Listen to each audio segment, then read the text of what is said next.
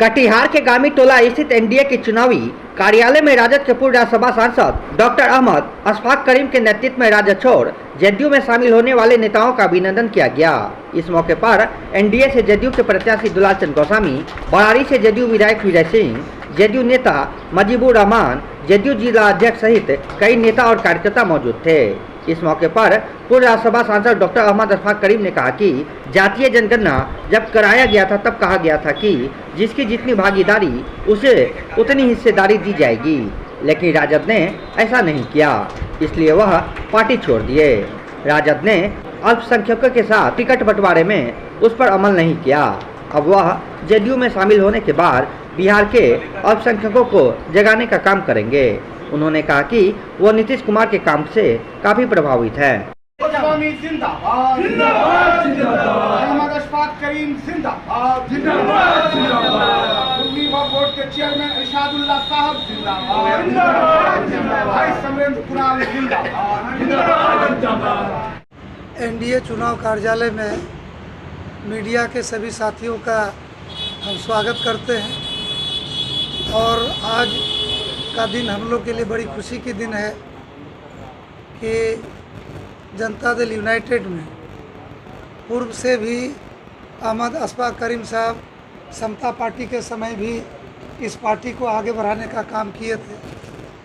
फिर बीच के कालखंड में हम लोग अलग अलग हुए, लेकिन पुनः आदरणीय नीतीश कुमार जी के विचारों से प्रभावित होकर के और माननीय मुख्यमंत्री जी का जो बिहार में कार्य है और उनके साथ इनका व्यक्तिगत संबंध भी है, प्रभावित होकर के पिछले दिनों ये जनता दल यूनाइटेड का सदस्यता ग्रहण किए हैं और इनका सदस्यता ग्रहण करने से कटिहार जिला जनता दल यूनाइटेड और ख़ास करके सीमांचल एरिया में जनता दल के यूनाइटेड के कार्यकर्ताओं में और नीतीश जी को मानने वाले में बहुत खुशी है।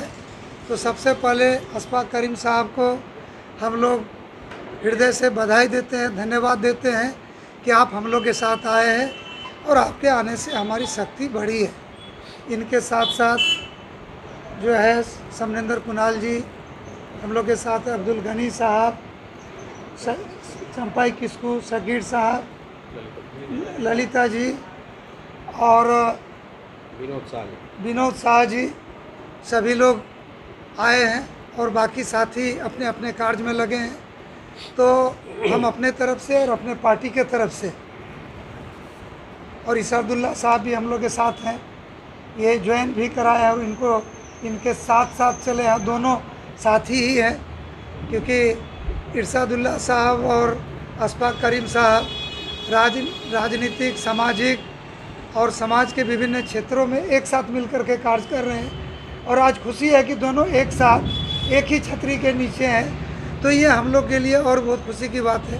हमारे पार्टी के अध्यक्ष अमीन इकबाल साहब, सुशील सुमन जी, मुजीबुर रहमान साहब, सतीश ठाकुर जी, सभी वरिष्ठ साथियों का भी हम धन्यवाद करते हैं कि इस अवसर पर सब उपस्थित होकर के और हम लोग अशफाक करीम साहब का स्वागत करते हैं, अभिनंदन करते हैं और हमें पूरा विश्वास है कि अशफाक करीम साहब का और उनके सभी सहयोगी का आने से कटिहार में जनता दल यूनाइटेड मजबूत हुआ और हम यूं कह सकते हैं कि सीमांचल और बिहार में भी हमें मजबूती मिलेगी।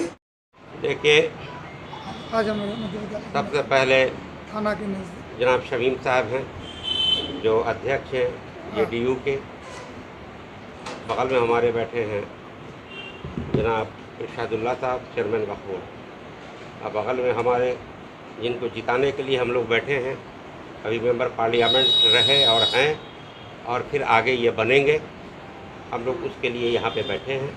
दुलालचंद गोस्वामी जी से हमारा मुराद है। देखिए, नीतीश जी ने काम किया है बिहार में और मुसलमानों को कोई नुकसान नहीं हुआ है, न हिंदू भाइयों का कोई नुकसान हुआ है, जबकि वो भाजपा के साथ हैं। बावजूद के ये यूपी नहीं बन सका है बिहार। एक ही जुमले में मैं कहता हूँ कि यूपी नहीं बन सका है। हिंदू भाई, मुस्लिम भाई या जो भी दूसरे मज़हब के लोग हैं बड़े शांति से अपना अपना बिजनेस कर रहे हैं, तजारत कर रहे हैं, रोज़गार कर रहे हैं, अपना काम कर रहे हैं। इसलिए मैं माननीय नीतीश जी को जो मुख्यमंत्री हैं बिहार सरकार के, उनको मैं बधाई देता हूँ, मुबारकबाद देता हूँ। और मैंने कटिहार में काम किया है, स्वास्थ्य सेवा के रूप में हो, शिक्षा के रूप में हो, रोज़गार के मामले में हो, आपदा के मामले में हो। मैंने सिर्फ कटिहार में नहीं बल्कि पूरे सीमांचल में काम करने का काम किया है। और नीतीश जी को कहते हैं कि वर्क ओरिएंटेड हैं, मैंने भी सीखा है, मैं भी वर्क ओरिएंटेड हूँ और मैंने कटिहार में दिया है और मैं देता रहूँगा। मेरे अलावा कोई कटिहार में देने वाला नहीं है। उसका प्रमाण हमारा वो धरोहर है जिसको आप लोग अच्छी तरह जानते हैं, रात और दिन जाते रहते हैं। हमने ये सवाल भी खड़ा होगा कि आपने राष्ट्रीय जनता दल छोड़ा। देखिए, जनगणना हुआ, जनगणना कराया गया, बार बार मंच पे कहा गया कि जिसकी जितनी आबादी उतनी ही भागीदारी, लेकिन लगभग 19% मुसलमानों की आबादी है और मिला उनको पार्लियामेंट में सीट सिर्फ 2 मिला। ये ईमानदारी नहीं है, इसको ईमानदारी नहीं कहते हैं। तो जनगणना कराने की क्या ज़रूरत थी? और 26 सीट में 2 मिला मुसलमानों को, और जिसकी आबादी 1.5% है, वीआईपी की आबादी, वीआईपी पार्टी की, सहनी जी की आबादी है, मुकेश सहनी जी की जो पार्टी है उसका सिर्फ 1.5 से 2% है, उसको 3 सीट मिला। ये ईमानदारी नहीं है, ये इंसाफ नहीं है, जिसकी वजह से मैंने राष्ट्रीय जनता दल छोड़ा और सोच रहा था किसको ज्वाइन करूं, कहाँ ज्वाइन करूं। ये धक्का लगना चाहिए इनको। और मेरा प्लान है कि मैं घूमूंगा पूरे बिहार में और ये बताने का काम करूंगा पूरे बिहार में। और मैं बहुत ही प्रभावित हूँ काम से, चाहे रोड का मामला हो, बिजली का मामला हो, या अक़लियतों की शिक्षा का मामला हो, बच्चियों के पढ़ने का मामला हो। बहुत कुछ नीतीश जी ने किया है, मैं प्रभावित हूँ।